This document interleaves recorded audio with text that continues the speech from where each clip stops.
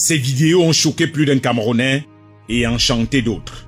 Elle a montré son sang caleçon à toute la République. Fiangang, comme elle se fait appeler, voulait imposer la pornographie comme option de la vie sociale après l'obtention du baccalauréat en série IH, si l'on croit les déclarations de sa mère lors de son passage sur les antennes de Vision 4 à l'émission A1. La même chose que vous voyez, que vous avez vu là, c'est la même chose aussi que moi aussi j'ai vu. Donc, je n'étais pas au courant de ça. Quand c'est arrivé, c'est mon frère qui m'appelle pour me dire que, est-ce que tu vois même les nus de la... Maintes fois, je lui ai demandé, ma fille, quand tu fais ça, tu as manque de quoi manger? Qu'est-ce qui te motive à faire ça? Est-ce que tu te rends compte de ce que tu fais là? Quelle était sa réponse? Elle ne me dit rien. Elle ne me répond pas. Cette fille de famille modeste, vivant au quartier Sam, était dans une lancée de perversité encouragée par certains sur Internet. En moins de quelques jours, elle a créé une page Facebook qui enregistre aujourd'hui plus de 100 000 abonnés. L'on se demandait alors qu'est-ce qui peut expliquer qu'autant de Camerounais puissent suivre une petite fille qui n'avait rien d'autre à proposer aux gens que son petit dessous, que beaucoup trouvaient d'ailleurs moche, qui a rempli les galeries de téléphones de plusieurs Camerounais. Je sais partout, je viens de faire des vidéos. Il fallait donc que la République lui rappelle que nous ne sommes pas encore en enfer, que l'Apocalypse n'a pas encore atteint le seuil de l'apostasie. La question que l'on se pose, qui apprend même à ses enfants de faire des sassaillés et de les filmer pendant qu'ils sont dans des chambres d'hôtel. Mademoiselle Atangana Christelle menaçait de poursuivre ses exhibitions sur la toile. D'ailleurs, elle envoyait systématiquement balader tous ceux qui essayaient de lui dire qu'elle était en train de déraper complètement. Que je fais semblant. Pourtant, moi-même, j'ai publié mes vidéos. Waouh! Elle savait pas.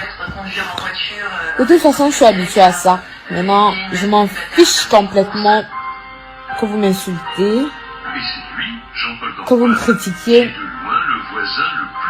Je m'en fous. Donc, moi, je poste mes photos ou alors mes vidéos. Quand je poste un truc, je m'en fous de ce que vous allez dire après.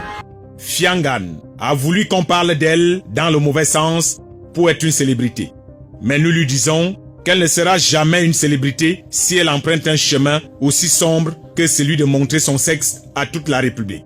Ceux qui diront que parler d'elle, c'est déjà lui rendre service, nous sommes dans notre rôle en tant que médias de participer à l'éducation de masse.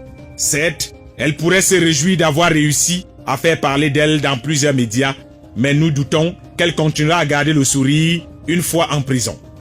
Le procureur de la République a donc rappelé à tous que nous sommes dans un pays de loi.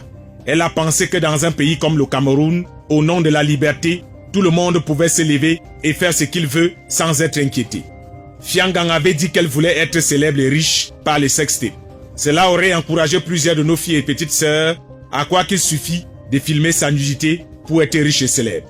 Heureusement que le procureur de la République ne veut pas que la morale devienne anormale, que l'on continue à écarter la norme et normaliser l'écart.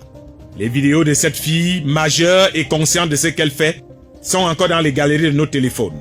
Personne ne les efface malheureusement. La République camerounaise ne sera jamais une république bananière. Nous ne devons jamais confondre les réseaux sociaux à la vie sociale normale, régie par les normes. Les us et coutumes d'une Afrique noire jalouse de son intégrité morale.